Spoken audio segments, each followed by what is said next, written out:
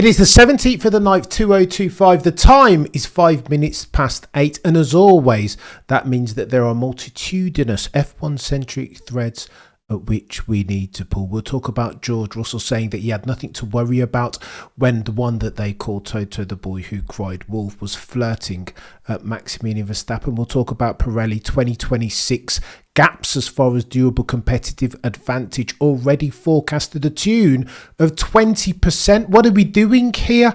We'll talk about Scuderia Ferrari and alleged sabotage, a Racing News 365 article. So too, we'll talk a little bit about Baku, and we'll talk about Ferrari and Lewis Hamilton and everything that's been said about them. It's going to get techier than techie things, but in the first instance, Lazy, James, Miami, Michael, there's something that I need to address. I'm going to be tested here properly because there's a Red Bull mechanic who I've never been a big fan of. I think he's something of a cultural chameleon. Do you know what I mean? It serves his best interest, and above all, his biggest sin has been going at the one they call Peter D. Windsor, effing and blinding when people were talking about inertia valve setting. How very dare he? He, for me, epitomises everything that's wrong about Formula One. A lack of respect for those that came before, as if the here and now, the present, is all that matters. But I digress, because the mechanic, the former Red Bull mechanic, has come out and said something. And you know that I always say truth, value, objectivity on this channel.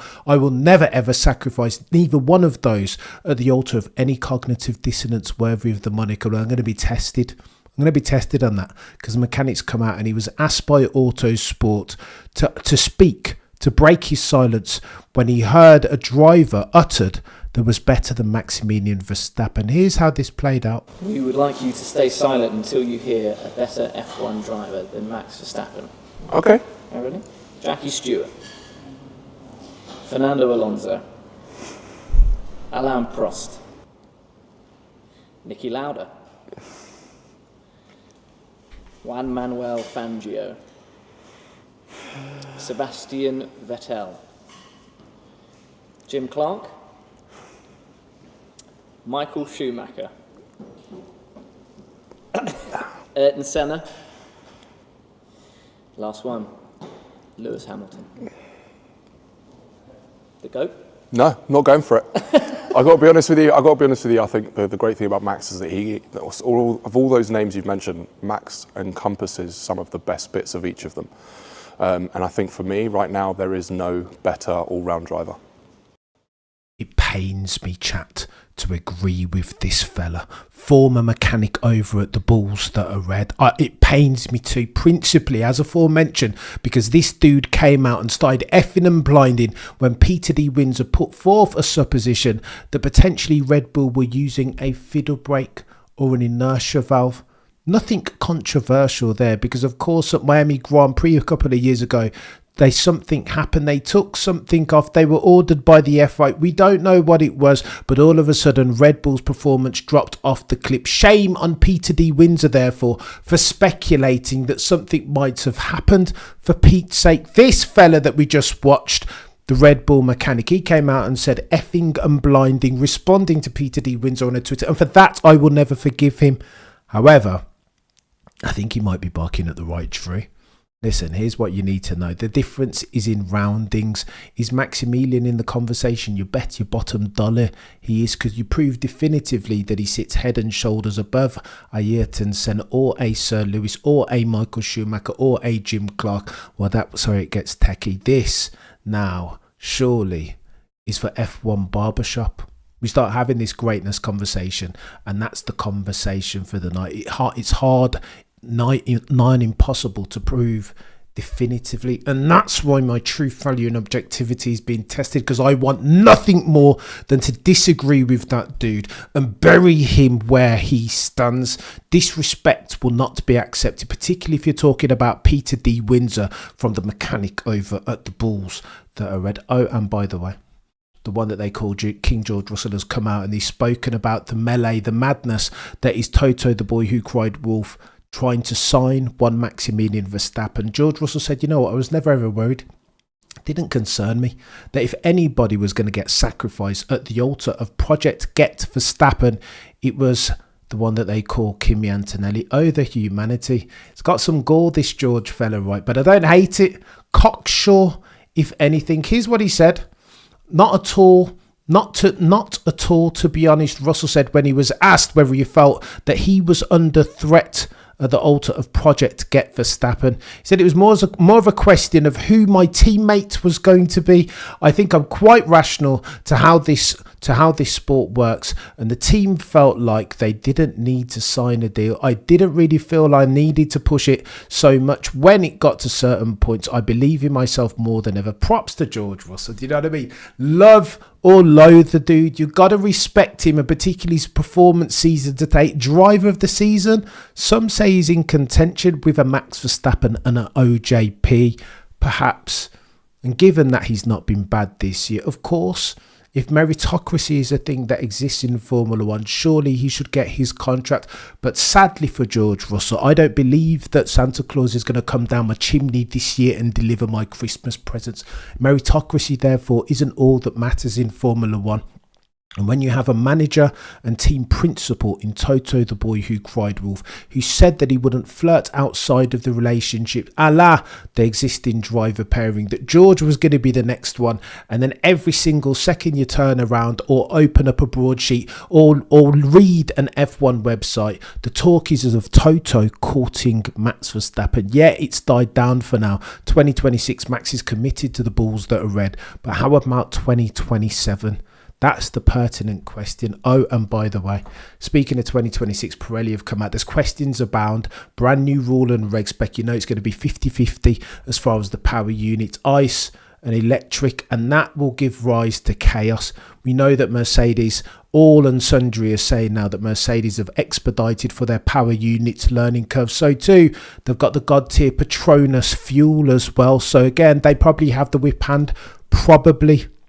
But again, Adrian Newey told us that if one or two teams do like Red Bull did in 2010, or like Mercedes did split turbo hybrid settings in 2014, then we could be in for a couple of very boring seasons.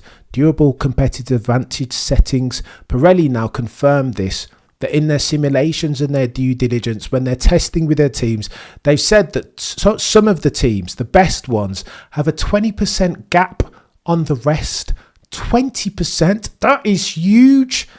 Oh, the humanity. That's what we're dealing with. Imagine then a circumstance if we're playing hypothetical games where we're talking about Mercedes or a McLaren, and that they're 20% quicker than the likes of Racing Bulls or even Red Bull. What are we doing then, chat? 2026 sounds like it's a write-off already. Oh, and by the way, the likes of George and Alonso and Max Verstappen have already told you that the cars in 2026, that rule and reg spec doesn't work.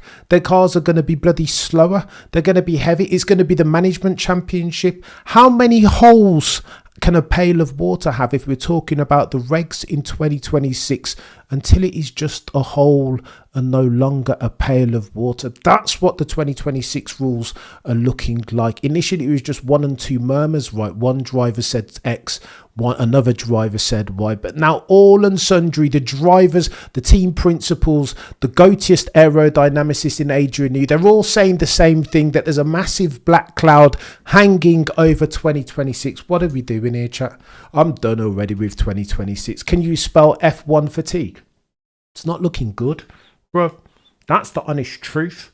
Oh, and by the way, if we're talking about Scuderia Ferrari, we have to talk about potential sabotage. So too, we have to talk about the broader context. This team is struggling. Can we have an honest and open conversation about the red team with the yellow badge and the black prancing course attack? Can we be open and honest?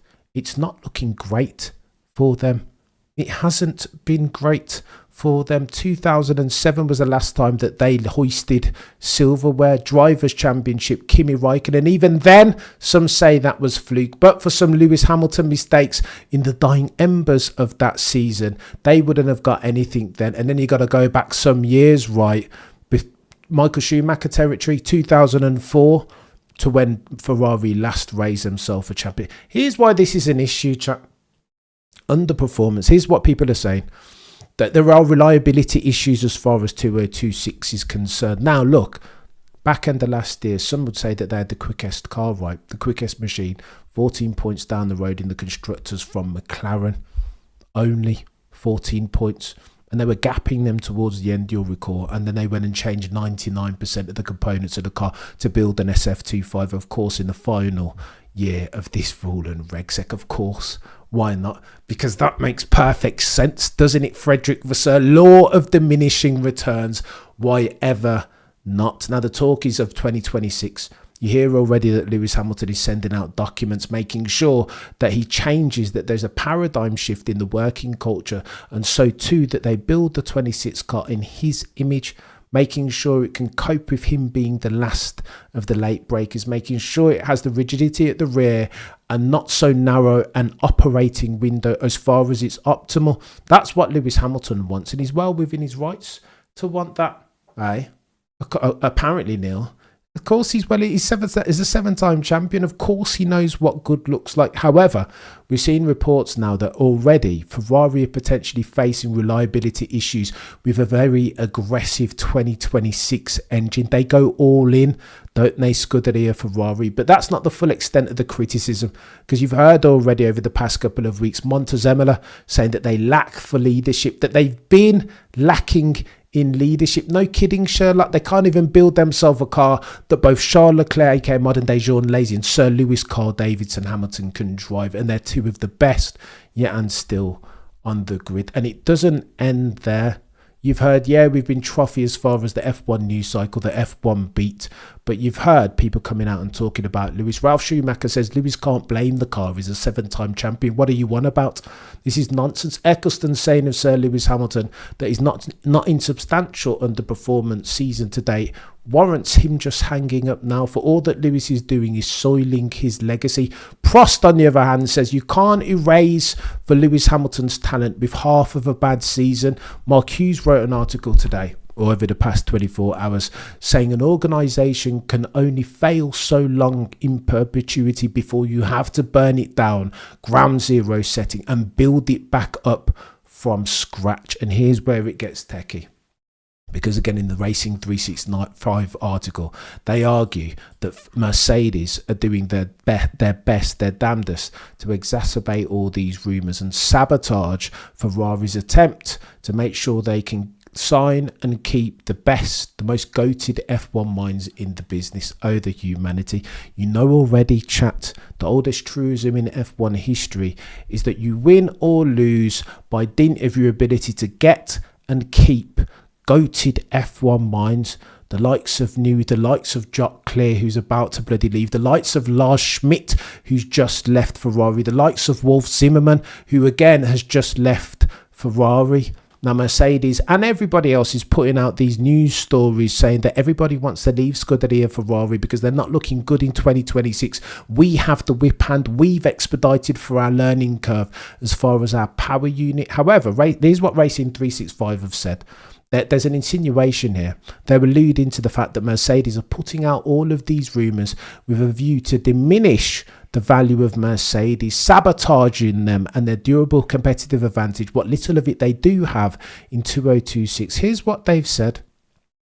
There's a close synergy with the aerodynamics department. They've said, okay, let me take a step back. Context is key. Zimmermann and Schmidt, two god-tier F1 minds that they've left Ferrari at the time when all of their work has been done as far as the power unit going into 2026. That's the first thing. You recall that news story came out a couple of days ago and it was like it was the end of the world. Racing News 365 say it's not the end of the world for Scuderia Ferrari, that Zimmermann and Schmidt, all of their work has been done. In the second instance, here's what Racing News 365 put forth as their supposition. Strong paddock rumour, quote, in recent months is that Mercedes is set to enjoy a significant advantage with its 2026 power unit, whilst it was also strategically circulated that Ferrari was well behind its rivals on the project 2026 settings. This created, continues Racing News 365, a strong disincentive for engineers of interest to the Scuderia to move to Maranello, but it's also part of a political game being played, one which has been unfolding for at least a year between the top teams. Go on then, let me say this in the first instance.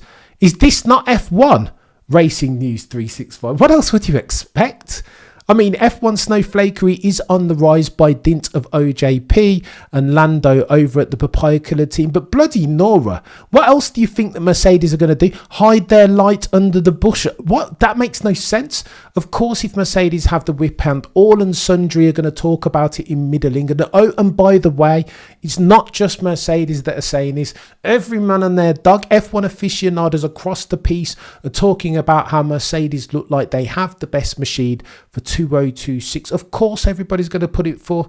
Why would the motivation be to discourage people from going over to Ferrari? Here's where it gets techie. I thought, when have I heard people talking about Mercedes? In the first instance, it was James Allison. He went on the Mercedes podcast and he said something to this effect, you'll recall, that the feeling over at Mercedes isn't dissimilar to 2014 when it was Andy Cowell over there piloting the power unit, the split turbo hybrid power unit.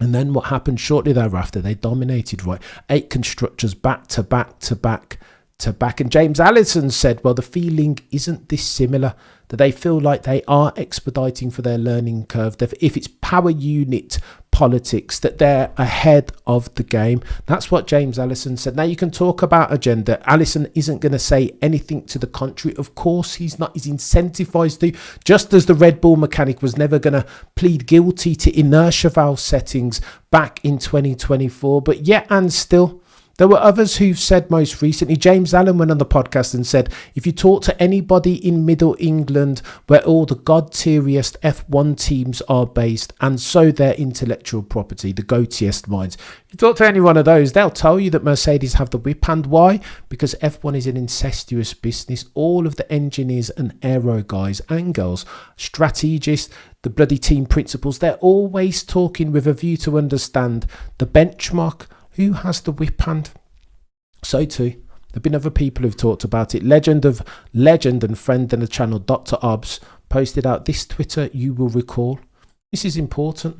Dr. Obbs said of Red Bull powertrains that potentially they're having some issues. Here's what he said. We'll read it out together. At the beginning of the project, Red Bull powertrains in collaboration with Ford set for themselves key power units performance targets. I'm told that they have hit those targets and are on track performance rise, that there is no concerns about performance from the power units, Dr. Robbs. And again, context, Dr. Robbs is infinitely more connected to the Red Bull aspect and circumstance than you or I or we. Obbs continues, the 2026 power unit has a more complicated energy recovery deployment system with a 50-50 electric ice split.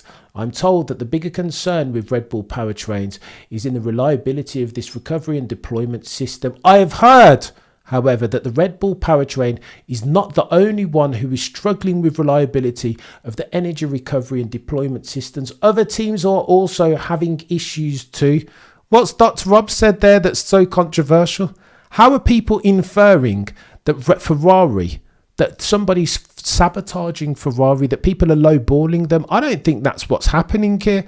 Allison and co, Dr. Rob's not necessarily saying anything. People are just bigging up Mercedes and their advantage. I think this is nonsense. Sometime F1 media do this, right? All F1 media and publications are created equal, but some are created more equal than others. However, then you happen across this article where people are saying that Ferrari are facing reliability woes with an aggressive 2026 engine. Does Dr. Obbs insinuate that? Of course. Is that true? Probably. There's no way of verifying it, but Dr. Obbs might not buy 1,000, but he doesn't miss too often. Is it sabotage, ladies and gentlemen of the F1 jury? If it's truth, I think not. I think Dr. Obbs and co might have been onto something. I think Ferrari potentially are struggling with reliability issues, if not maximal velocity, maximal output in absolute terms. But yeah, and still people want to call it sabotage. Let me put forth this as my principal closing supposition as we round third base. Ferrari don't need any more help in sabotaging themselves. Listen, they invested all of their eggs in the Sir Lewis Hamilton basket. And how has that worked out? Not great. There is currently an adverse variance versus expectation. They rolled out the red carpet. 7-time champion, of course. GOAT settings, marketing behemoth. Lewis Hamilton isn't a businessman. He's a business, man. There is a difference. It's Lewis Hamilton PLC, and the symbiosis of Lewis and Scuderia Ferrari was set to go gangbusters. The share price went ballistic, didn't it? Parabolic, some might say. But what's happened since then? Ferrari, and it's not just Sir Lewis Hamilton I'm aiming my scopes at here. It's Ferrari as a bloody institution. For Jacques Clerc's leaving soon, and he is Charles Leclerc's guy. So what happens next? Then, well, Mark Hughes argues the next step for Charles Leclerc is to divest out of Scuderia Ferrari PLC and invest more heavily in Red Bull or Mercedes or Aston Martin, a team that's going someplace, a team with hotter, better prospects than the one they call Scuderia Ferrari. And that, ladies and gentlemen, would be the death knell as far as Project Scuderia Ferrari. Who would they sign shortly thereafter that could replace one Charles Leclerc? So the dude who some say point to point is the quickest on the grid. I would argue nobody would go over there, because they've done nothing ever since 2007 to give anybody any confidence that at some point they're going to be able to build a team and a car, therefore capable, commensurate with winning races and therefore championships. What are we doing here?